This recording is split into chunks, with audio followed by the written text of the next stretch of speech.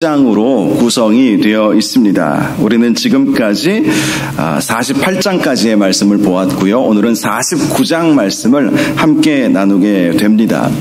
특별히 이사야서 40장부터 마지막 66장까지는 이사야 선지자가 활동하던 시대보다 100년 후에 있게 될 일들에 대한 예언의 말씀이 나와 있습니다. 즉 100년 후에 있게 될 일이라고 하는 것은 이사야 선지자는 히스기야 시대의 선지자였죠. 그리고 당시에 북이스라엘 왕국은 아수르에 의해서 멸망을 당했습니다. 유다도 아수르의 침략을 받았지만 히스기야가 성전에 올라가서 하나님 앞에 간절히 기도함으로 아수르가 물러가는 그런 놀라운 역사도 일어나게 되었던 것이죠. 그래서 엄밀히 말하면 이사야 선지자는 아수르가 공격해 오던, 아수르가 제국을 형성하면서 고대 근동의 패권을 장악하고 있었던 때의 선지자였습니다. 그런데 이사야 40장부터 66장까지 내용을 보면 바벨론의 역사들, 또 유다가 포로로 끌려가게 되는 일들, 그리고 그 후에 다시 포로 귀환의 역사들에 대한 내용이 나와 있는 것이죠. 그래서 어떤 사람들은, 어떤 학자들은 이 이사야 40장부터 66장까지는 이사야 선지자가 직접 쓴 말씀은 아닐 수 있다, 이렇게 주장하기도 합니다. 너무 구체적으로 바벨론 시대의 일들을 잘 말씀해주고 있기 때문에 후대에 기록된 말씀일 것이다, 이렇게 주장하기도 합니다. 그러나 우리 복음주의 계열에서는 그것을 인정하지 않죠. 왜냐하면 선지자는 하나님께로부터 말씀을 받아서 앞으로 이루어지게 될 일들에 대해서 그 하나님께서 주신 그 말씀을 선포하는 일을 감당하지 않았습니까? 그러므로 역사의 주관자는 하나님이시고, 얼마든지 하나님은 이사야 선지자에게, 또 이후에 등장할 예레미야 선지자, 또 다니엘도 우리가 선지자로 우리가 분류를 하죠. 다니엘도 보면 정말 앞으로 일어나게 될 400년 후의 일까지도 그렇게 하나님께서 주신 말씀을 글로써 또 말로써 선포를 했던 것을 볼 수가 있는 것이죠. 예레미야 선지자도 유다가 멸망당하는 것을 다 보았지만 70년 후에 다시 유다가 바벨론 포로에서부터 귀환하게 될 것임을 하나님께서 주신 그 말씀을 통해서 알려주지 않았습니까? 그러니 이사야 선지자도 앞으로 100년, 200년 후에 유다 왕국이 겪게 될 위기, 바벨론에 의해서 침략을 당하고 예루살렘이 멸망을 당하고, 그리고 바벨론 포로로 많은 유대 백성들이 끌려가고 훗날 다시 그들이 돌아오게 된다는 사실을 얼마든지 하나님으로부터 말씀을 받아서 기록할 수 있게 되는 것입니다.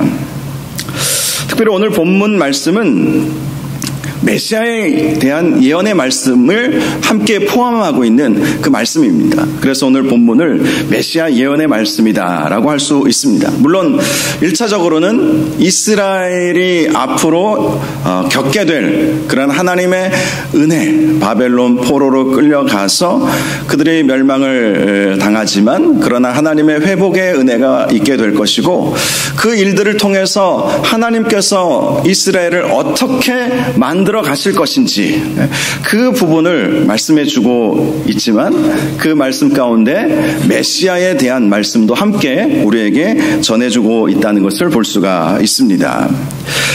먼저 오늘 본문 1절에서 4절까지 말씀을 보면 메시아에 대한 말씀이라고 할 수 있습니다. 1절에 섬들아 내게 들으라, 먼 곳 백성들아 귀를 기울이라, 여호와께서 태에서부터 나를 부르셨고 내 어머니의 복중에서부터 내 이름을 기억하셨으며 라고 말씀합니다. 이 말씀에서 나라고 하는 이 나는 메시아를 가리키는 것입니다. 즉 예수님이 이 세상에 오셔서 하신 말씀들을 먼 곳 백성들, 섬들과 먼 곳 백성은 세계 열방을 말하는 거예요. 온 세상 사람들이 앞으로 메시아가 이 세상에 오셔서 어떤 일을 행하실 것인지, 또 어떤 말씀을 전하실 것인지 들어야 된다. 이스라엘만 들으라는 것이 아니라 온 세상 열방 사람들이 다 들어야 된다고 말씀을 합니다. 2절과 3절을 보면 내 입을 날카로운 칼같이 만드시고 나를 그의 손 그늘에 숨기시며 나를 갈고 닦은 화살로 만드사 그의 화살통에 감추시고 내게 이르시되 너는 나의 종이요 내 영광을 내 속에 나타낼 이스라엘이라 하셨느니라. 하나님께서 메시아이신 예수님에게 주신 말씀입니다. 하나님은 예수님의 입에서 나오는 그 말씀을 날카로운 칼같이 만들어 주셨다는 것이죠. 히브리서 말씀을 보면 하나님의 말씀은 살아있다라고 말씀합니다. 그리고 심령과 골수를 찔러 쪼개시기까지 하신다라고 말씀을 하고 있습니다. 이것이 말씀의 능력인 것이죠.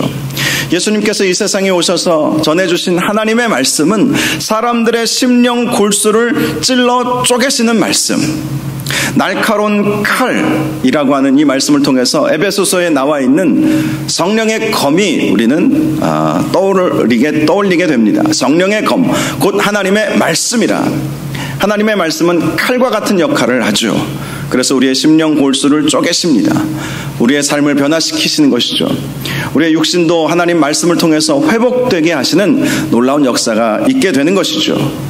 바로 하나님께서 예수님의 입에서 나오는 그 말씀을 날카로운 칼같이 만들어 주신다라고 말씀하신 것입니다. 또 나를 그의 손 그늘에 숨기시며 라고 말씀합니다. 예수님께서 이 세상에 오셨을 때에 당시 유대의 왕은 헤롯 왕이었죠. 헤롯 왕은 동방 박사들을 통해서 메시아가 베들레헴에 태어났다는 소식을 듣고 2살 미만의 아이를 다 죽이라고 명령을 내리지 않았습니까? 그때 천사가 마리아와 요셉에게 나타나서 애굽으로 피난을 가도록 그렇게 명령을 하셨죠. 그렇게 하나님은 예수님을 보호해 주시는 하나님이신 것입니다. 그의 손 그늘에 숨기셨다. 하나님은 예수님을 보호해 주시는 분이시죠. 물론 예수님이 이 세상에 오셔서 십자가 지시고 우리를 대신해서 죽으셨지만 그것은 하나님께서 예수님을 버리신 것이 아니라 예수님께서 이 세상에 오셔서 감당하셔야 할 사명을 감당케 하셨던 것입니다. 하나님의 본 마음은 독생자 예수 그리스도를 끝까지 품으시고 잊지 아니하시고 기억하시고 그를 하나님의 손 그늘에 숨기시는 보호하시는 하나님이시다. 하나님은 사랑의 하나님이시다. 아들을 내어주시는 것이 하나님의 그 매몰찬 모습, 이 정말 아버지의 그 아주 매몰찬 그런 모습을 우리에게 보여주는 것이 아니라 결국 우리를 살리시기 위해서 아들을 내어주신 것 아니겠습니까? 하나님의 본 마음은 아들을 사랑하시고 품고 아들을 숨기시는 그러한 모습이라는 것을 말씀해 주십니다. 또 나를 갈고 닦은 화살로 만드셨다. 갈고 닦은 화살이라고 하는 것은 어떤 목표를 의미하는 것입니다. 목표. 어디로 나아가야 하는지에 대한 말씀인 것이죠. 즉 하나님은 메시아를 온 인류의 구원자가 되게 하여 주시기를 원하셨던 것이고 온 백성들은 삶의 목표가 예수님이 되도록 그러면 우리에게는 구원의 은혜가 오는 것 아니겠습니까? 바로 그것을 말씀하는 것입니다. 그런데 4절을 보니까 그러나 나는 말하기를 내가 헛되이 수고하였으며 무익하게 공연히 내 힘을 다하였다 하였도다. 참으로 나에 대한 판단이 여호와께 있고 나의 보응이 나의 하나님께 있느니라. 이런 말씀을 하고 있습니다. 이 말씀은 자칫 잘못 들으면 메시아의 탄식처럼 들립니다. 나는 헛수고만 했고 공연히 힘만 뺐다. 그러나 이 말씀은 메시아의 고난을 말씀하는 것이죠. 메시아의 고난. 실제로 예수님은 고난 당하심과 십자가의 죽으심을 통해서 하나님의 구원을 완성하셨습니다. 그러나 세상 사람들이 보기에는 예수님은 무기력하게 죽으신 것으로 보일 것입니다. 그러나 그렇지 않다는 것이죠. 나에 대한 판단이 여호와께 있고 나의 보응이 나의 하나님께 있다. 하나님께서 예수님에게 주신 사명을 예수님은 이루셨다는 것입니다. 예수님의 십자가 고난은 하나님께 있는 것이다. 하나님께서 명령하신 것이고 예수님께서 하나님의 그 명령을 받들어서 이 세상에 오셔서 그 사명을 감당한 것임을 말씀해 주고 있는 것입니다. 5절에서 7절까지 말씀을 보면 메시아의 사역은 마치 이스라엘 백성이 바벨론 포로로 끌려가서 고난을 당했지만 하나님의 은혜로 풀려나게 되는 것과 마찬가지임을 말씀해 주고 있습니다. 즉 예수님께서 십자가 달려 죽게 되는 고난을 당하시지만 하나님께서 메시아를 영화롭게 해주시고 그를 도우시고 힘이 되어 주신다라는 것이죠. 그렇게 함으로 메시아를 이방의 빛으로 삼아서 하나님의 구원을 베풀어서 땅끝까지 그 메시아가 이루신 십자가의 구원, 그 구원을 온 열방이 그 구원을 받을 수 있도록 해주신다라는 의미를 가지고 있는 것입니다. 물론 이 말씀은 이중적 의미이기 때문에 이스라엘의 사명에 대한 말씀이기도 합니다. 하나님께서 이스라엘을 택하신 이유가 그들을 이방의 빛으로 삼기 위해서라는 것이죠. 저와 여러분을 하나님께서 먼저 택하신 이유도 마찬가지입니다. 이방의 빛으로 삼기 위해서 저와 여러분을 먼저 믿게 하신 것이죠. 내가 먼저 예수 믿음으로 말미암아 아직도 예수 믿지 않는 사람들에게 나를 통해서 복음이 증거되도록 하기 위해서 하나님께서 우리를 택하셨다는 것입니다. 이스라엘의 택함도 마찬가지이죠. 하나님께서 이스라엘 한 민족만을 염두에 두고 이스라엘을 택하신 것이 아니라 이스라엘을 택하심으로 인해서 그들을 이방의 빛으로 삼아서 구원을 땅끝까지 증거하는 사명을 감당하도록 하나님께서 먼저 이스라엘을 택하여 주셨다라는 것입니다. 8절을 보니까 여호와께서 이같이 이르시되 은혜의 때에 내가 내게 응답하였고 구원의 날에 내가 너를 도왔도다. 내가 장차 너를 보호하여 너를 백성의 언약으로 삼으며 나라를 일으켜 그들에게 황무하였던 땅을 기업으로 상속하게 하리라 라고 말씀합니다. 이 말씀은 하나님께서 바벨론 포로로 끌려가 있는 하나님의 백성들의 기도를 들으시고 하나님의 은혜의 때에 그들을 다시 가나안 땅으로 보내셔서 그 땅을 그들의 기업이 되게 해주신다는 1차적 의미를 가지고 있습니다. 그러나 이 말씀을 메시아로 우리가 해석을 하면 예수 그리스도의 은혜의 때에 하나님께서 이스라엘 백성들을 구원하여 주시고 또 그 이스라엘 백성으로 하여금 하나님의 복음을 온 세상에 증거하도록 만드신다는 것을 알 수가 있습니다. 특별히 이 말씀에서 중요한 것은 은혜의 때에 응답하신다라는 이 말씀입니다. 은혜의 때, 은혜의 때는 하나님의 말씀을 듣는 때이고 하나님께 기도하는 때를 말하는 것입니다. 유다 백성들이 바벨론 포로에 끌려갔지만 그들이 했던 것은 하나님 앞에 기도하는 것이었습니다.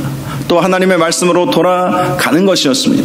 그것을 통해서 그들은 하나님의 은혜를 받게 되었던 것이죠. 은혜의 때에 내게 응답하겠고, 그러므로 우리의 여러 삶의 어려움들, 문제들을 우리가 해결받을 수 있는 방법은 은혜 받는 것임을 오늘 이 말씀을 통해서 깨달아야 하는 것입니다. 은혜 받으면 모든 묶였던 것이 풀려지는 역사가 있게 된다는 것이죠. 은혜의 때에 내게 응답하겠고, 은혜의 때 이스라엘 백성이 은혜 받으면 하나님께서 그들을 바벨론 포로에서 풀려나게 해주신다라는 말씀인 것입니다.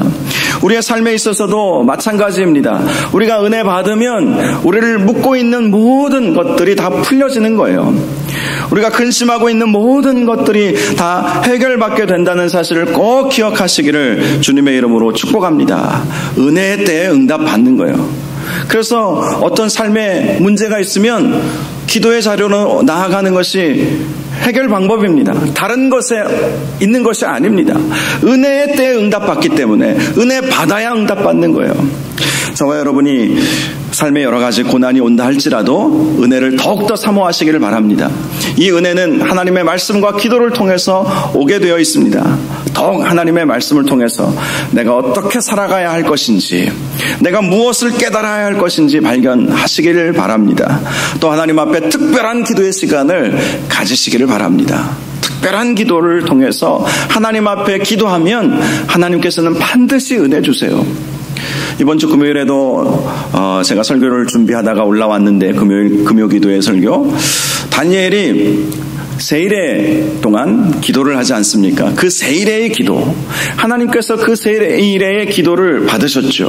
그래서 그를 위로하여 주셨고 그에게 앞으로 어떠한 역사들이 펼쳐지게 될 것인지 하나님께서 말씀해 주심으로 그가 힘을 얻고 절망하지 않았다는 사실을 말씀에 나와 있습니다.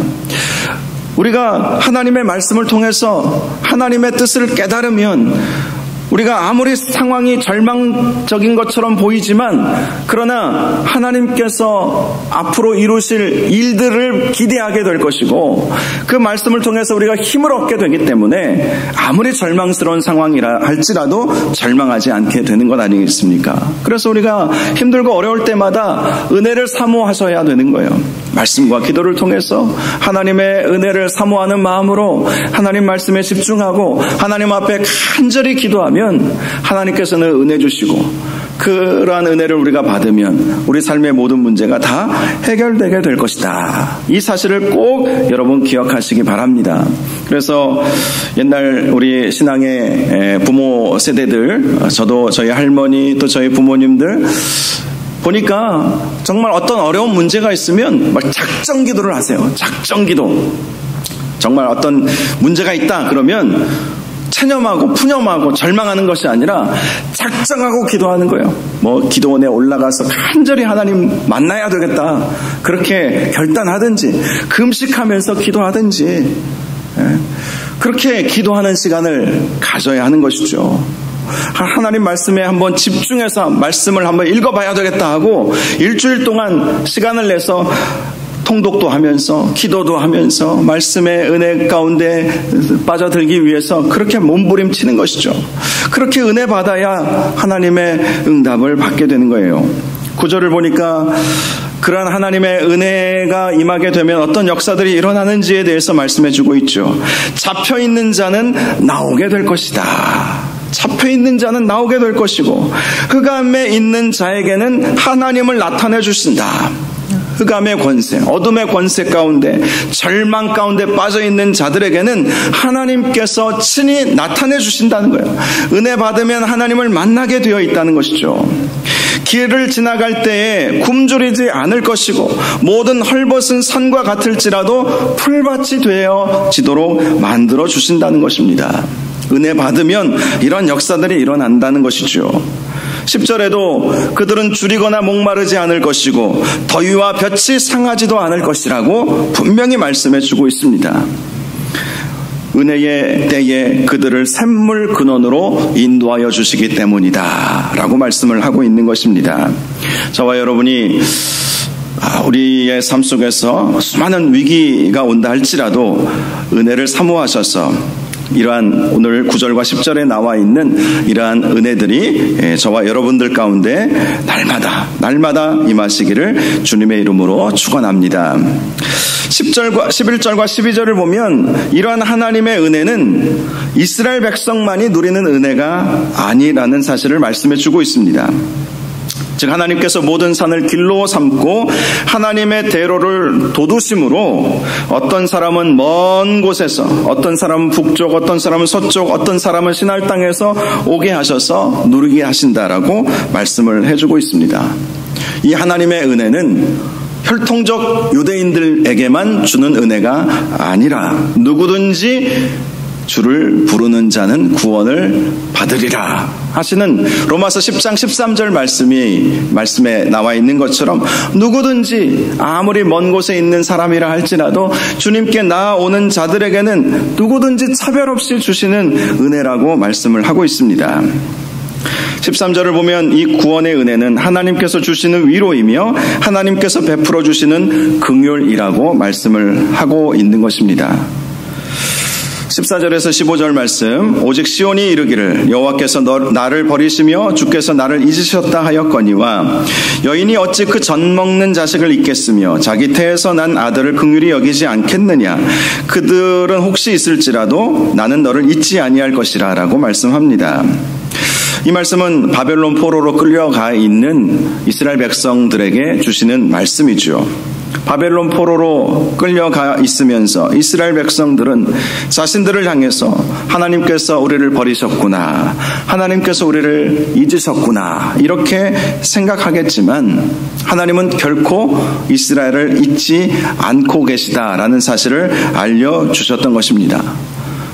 설령 사람들은 어머니라 할지라도 잊을 수 있을 가능성이 없겠지만 잊을지라도 하나님은 결코 잊지 아니하신다라고 말씀합니다. 그러면서 16절 17절에 내가 너를 내 손바닥에 새겼고 너의 성벽이 항상 내 앞에 있나니 내 자녀들은 빨리 걸으며 너를 헐며 너를 황폐하게 하던 자들은 너를 떠나가리라 라고 말씀해 주셨습니다. 하나님은 하나님의 자녀들을 손바닥에 새기신다. 손바닥에 새기신다는 것은 항상 보신다라는 얘기죠. 살펴보시는 하나님에 대해서 지난주일에 말씀 나눈 것처럼 하나님은 상한 심령을 외면치 아니하시고 손바닥에 새기셔서 항상 지켜보신다는 거예요. 인간의 손바닥은 몇 사람 기록하면 더 이상 기록할 데가 없겠지만 하나님의 손은 무궁무한합니다. 그곳에 하나님께서 저와 여러분들의 이름을 새겨놓고 계시다. 그래서 우리를 다 지켜보시고 우리를 선하게 인도하여 주시고 우리를 도우신다는 사실을 우리가 기억해야 하는 것입니다. 특별히 이 내 자녀들은 빨리 걷는다라고 하는 것은 하나님의 그 구원을 속히 이루신다라는 것을 말씀해 주시는 것이죠. 자, 언제 속히 이루신다라는 것이겠습니까? 은혜의 때. 은혜의 때, 하나님께서 주시는 그 은혜의 때, 우리가 하나님으로부터 은혜 받으면 이러한 은혜의 역사가 우리 가운데 있게 된다는 것을 말씀해 주고 있습니다. 18절을 보면 내가 반드시 그 모든 무리를 장식처럼 몸에 차며 그것을 띠기를 신부처럼 할 것이다 라는 말씀이 나와 있습니다. 이 말씀에서 그들은 세계 모든 민족들, 모든 나라들을 말하는 것이죠. 자, 이스라엘은 이방의 빛이 되어야 합니다. 그리고 이스라엘을 통해서 하나님의 구원이 선포되어짐으로 얻게 되는 하나님의 백성들은 이스라엘 백성들에게 있어서 장신구처럼, 즉 사도 바울이 이방인 교회들을 향해서 너희는 나의 면류관이요 너희는 나의 기쁨이요 나의 자랑이다 이런 말씀을 하지 않았습니까? 바로 그 말씀과 동일한 그러한 선상에 있는 말씀이라고 할 수 있습니다. 이 말씀은 우리가 복음을 전해서 예수 그리스도를 믿게 된 그 사람은 우리의 기쁨이요 우리의 장신구일 뿐만 아니라 우리의 영광이 된다는 그 말씀을 하고 있는 것이죠. 다니엘서 말씀에 보면 많은 사람들을 옳은 대로 인도하는 자는 별과 같이 빛나리라. 하나님께서 그렇게 빛나는 인생이 되게 해 주시는 것이죠. 이스라엘이 하나님께서 주신 그 사명만 잘 감당해도 영광스러운 존재가 되도록 하나님은 만들어 주신다는 것입니다. 저와 여러분들도 마찬가지라는 사실을 꼭 기억하시기 바랍니다. 하나님께서 저와 여러분을 먼저 부르신 이유, 이방의 빛이 되게 하시기 위해서, 그리고 그 이방의 빛이 됨으로 저와 여러분을 통해서 예수 믿게 되는 사람들은 저와 여러분들을 빛나고 아름답게 만들어주는 보석과도 같은 존재들이 된다는 것이죠. 저는 신학교 다닐 때 어떤 목사님이 상급에 대한 말씀을 하시면서 상급이 과연 무엇일까? 무엇이 상급일까? 천국에서는 모든 것이 다 넉넉하고 풍요로운 곳이 천국인데 그곳에서의 상급이 무엇일까? 이 땅에서는 때로는 금은보석과 같은 물질이 우리에게 상이 되기도 하죠. 명예가 상이 되기도 합니다. 그런데 저 천국에서는 무엇이 상일까? 금이 상일까? 다이아몬드가 상일까? 금메달이 상일까? 그것이 우리의 상이 될 수는 없겠죠. 왜냐하면 그것은 너무 넘치는 것들이기 때문에. 보석으로 집이 지어져 있고 길은 금은길로 깔려져 있는데, 여러분, 금이 왜 귀합니까? 귀하니까 귀한 거죠. 너무 세상에 다 널려져 있으면 그건 귀한 것이 아니죠. 여러분, 벽돌을 금처럼 막 생각하면서 막 애주증지하는 사람들이 있겠어요? 벽돌은 벽돌이에요. 왜? 세상에 넘치는 것이 벽돌이니까. 건물을 지을 때마다 다 그 벽돌로 지으니 또 벽돌이 뭐 얼마나 또 비싸면 또 얼마나 비싸겠습니까? 늘 넘치는 것이 벽돌이에요. 그러니 그것이 귀하게 여겨지지 않죠. 그것을 보면서 와, 금덩어리다 이렇게 생각하는 사람이 없잖아요. 천국에 가서도 마찬가지지 않겠습니까? 우리가 이 세상에서는 귀하게 생각하는 것들, 뭐 금은 보석, 뭐 이런 것들이 천국에서는 흔한 것이에요. 그건 귀한 것이 아니에요. 그렇다면 천국에서 귀하게 우리가 얻을 수 있는 상급은 무엇일까? 그 교수님이 하신 말씀은 그것은 그 누구도 빼앗을 수 없는 기쁨일 것이다. 이런 말씀을 하시더라고요. 물질적인 것이 아니라 상급이라고 하는 것은 그 누구도 빼앗을 수 없는 기쁨이 우리에게 주어지는 것. 이 천국에 가서 물질적인 보상 때문에 우리가 기뻐하는 것이 아니라 하나님 앞에 서 있다는 것 자체. 우리가 하나님 앞에 찬양하고 기도할 때 때로는 정말 은혜가 충만하면 하나님 앞에 찬양하는 것이 말로 표현할 수 없는 기쁨이고 감사고 막 때로는 막 눈물도 나고 막 그러지 않겠습니까? 그것은 세상 사람들이 경험할 수 없는 기쁨인 거예요. 바로 그 기쁨이 우리에게 주어지게 된다는 것이죠. 그런데 그 기쁨 중의 기쁨은 내가 복음 전에서 예수 믿게 되는 사람을 천국에서 만나게 되는 것, 그것만큼 큰 기쁨은 없다. 정말 그렇지 않겠습니까? 내가 한 사람을 구원함으로 그가 지옥에 가야 할 사람이었지만 복음을 듣고 그가 천국에 가서 나와 함께 천국의 기쁨을 누리고 있다는 것, 그것이야말로 엄청난 기쁨이겠죠. 내가 복음을 전함으로 함께 천국에서의 복된 삶을 살아갈 수 있게 된다는 것, 그것은 정말 큰 기쁨이에요. 그래서 사도 바울이 복음을 전함으로 예수 믿게 된 사람들을 너희들은 나의 면류관이야 라고 표현을 했던 거예요. 그들의 상급인 거예요. 사도 바울에게 있어서 상급인 거예요. 사도 바울은 엄청난 상급을 받았을 것입니다. 왜냐하면 사도 바울을 통해서 예수 믿게 된 사람들이 얼마나 많습니까? 또 그가 세운 교회는 또 얼마나 많습니까? 그러니 그는 굉장히 많은 상급을 받게 되었다고 볼 수 있죠. 자, 오늘 이 말씀도 그 말씀을 해주는 거예요. 그 모든 무리를 장식처럼 몸에 차며 그것을 띠기를 신부처럼 할 것이다.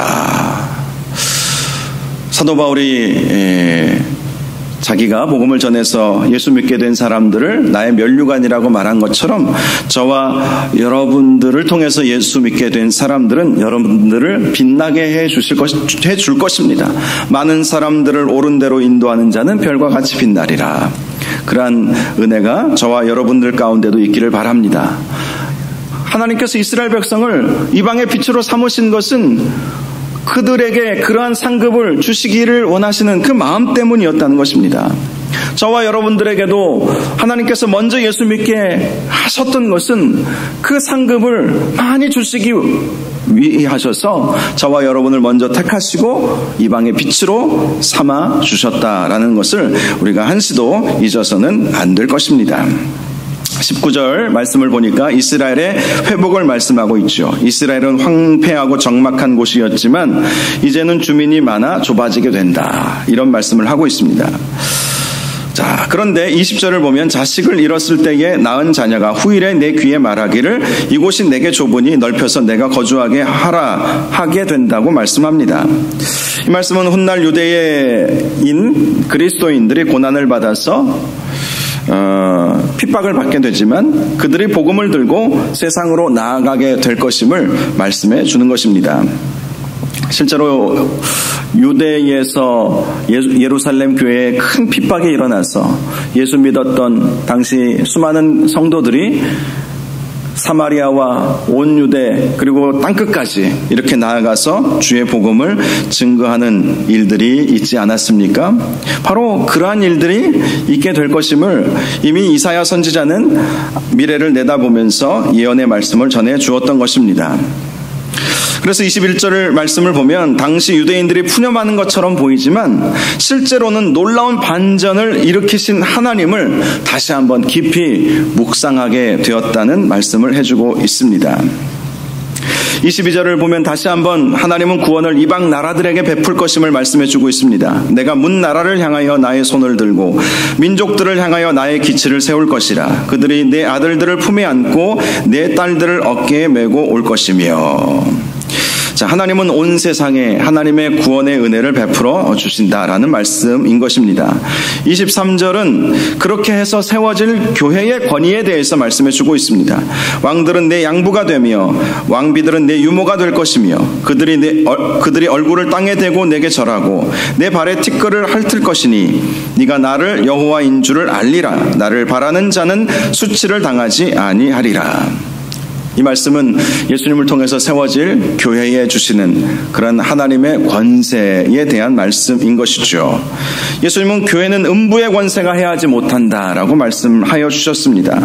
그러므로 우리가 교회 안에서 교회 중심으로 살아갈 때에 하나님은 결코 우리가 수치를 당하지 않게 해주신다는 약속의 말씀이기도 한 것입니다. 마지막 24절에서 26절, 용사가 빼앗은 것을 어떻게 도로 빼앗으며 승리자에게 사로잡힌 것을 어떻게 건져낼 수 있으랴. 여호와가 이같이 말하노라. 용사의 포로도 빼앗을 것이요 두려운 자의 빼앗은 것도 건져낼 것이니 이는 내가 너를 대적하는 자를 대적하고 내 자녀를 내가 구원할 것임이라. 내가 너를 억압하는 자들에게 자기의 살을 먹게 하며 세술의 취함같이 자기의 피해에 취하게 하리니 모든 육체가 나 여호와는 내 구원자요 내 구속자요 야곱의 전능자인 줄 알리라 라고 말씀을 합니다. 이 말씀은 하나님께서 이루신 구원은 결코 취소되지 않을 것이고 그 누구도 빼앗을 수 없다는 말씀입니다. 하나님은 우리의 진정한 용사이시고 하나님은 최후 승리자이시기 때문인 것입니다. 우리가 이 구원을 받게 된 것입니다. 또 우리가 전하게 될 구원도 바로 이 구원인 것입니다. 오늘 말씀의 핵심은 하나님께서 유다를 바벨론 포로에서 구원하여 주시는 이유에 대한 말씀입니다. 그것은 이스라엘로 하여금 이방의 빛이 되게 하시기 위해서라는 것입니다. 그래서 이스라엘을 구원하여 주셨다라는 것이죠. 저와 여러분을 구원하여 주신 것도 이방의 빛이 되게 하여 주시기 위함이라는 사실을 이 말씀을 통해서 깨닫는 저와 여러분들 되시기를 바랍니다. 우리는 영적 이스라엘이죠. 영적 이스라엘, 혈통적 이스라엘은 아니지만 영적 이스라엘입니다. 그러므로 하나님께서 이스라엘을 이방의 빛으로 삼으셨다는 이 말씀은 저와 여러분들에게도 동일하게 적용되어야 할 말씀인 것입니다. 저와 여러분을 통해서 아직도 예수 믿지 않는 수많은 사람들, 땅끝에 예수 믿지 않는 예수님을 들어보지도 못한 그러한 사람들에게까지도 주의 복음이 증거될 수 있도록 우리가 직접 나아가서든지 또 직접 나아간 우리 선교사님들을 위해서 함께 기도하면서라든지 우리가 주의 복음을 증거하는 귀한 사명을 감당해야 바로 이 이방의 빛으로 하나님께서 저와 여러분을 부르셨다는 이 사명에 응답하는 것임을 꼭 기억하셔서 저와 여러분을 통해서 많은 사람들이 옳은 대로 나오는 놀라운 은혜의 역사가 있기를 바랍니다. 또한 그로 말미암아 우리가 하나님으로부터 영광 받으며 또 하나님께서 우리에게 크신 은혜를 베풀어 주시는 복된 삶을 살아갈 수 있기를 주님의 이름으로 축원합니다. 기도하겠습니다. 거룩하시고 존귀하신 아버지 하나님, 하나님께서 바벨론 포로로 끌려가 있는 이스라엘 백성들을 그 바벨론 포로에서 풀려날 수 있게 하여 주시는 이유가 이방의 빛이 되도록 하기 위해서라고 말씀을 하고 있습니다. 하나님, 이 말씀과 같이 우리도 하나님께서 영적 이스라엘로 부르셨으므로 우리도 이방의 빛으로서의 사명이 있음을 깨닫게 됩니다. 하나님, 이 사명을 우리가 잘 감당할 수 있도록 우리에게 은혜 베풀어 주시옵소서. 먼저 우리를 구원하여 주셨사오니 우리를 통해서 아직도 예수 믿지 않는 많은 사람들이 예수 믿게 되는 놀라운 역사들이 있게 하여 주시옵소서. 그래서 많은 사람을 옳은 대로 인도하는 자는 별과 같이 빛나게 된다는 말씀과 같이 하나님, 우리도 별과 같이 빛나는 복된 삶을 살아가게 하여 주옵소서. 예수님의 이름으로 기도하옵나이다. 아멘. 찬송가